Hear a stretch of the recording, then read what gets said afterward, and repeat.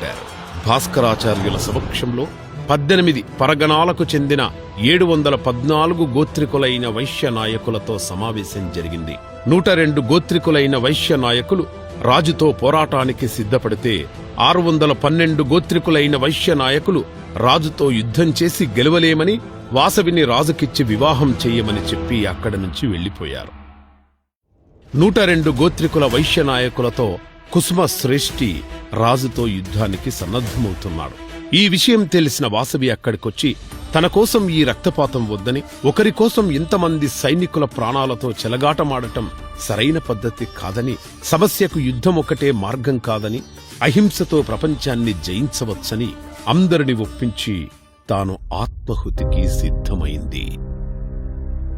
వాసవితో పాటు 102 గోత్రికులు కూడా ఆత్మహుతికి సిద్ధమయ్యారు. అందరూ అగ్నిప్రవేశం చేయనవసరం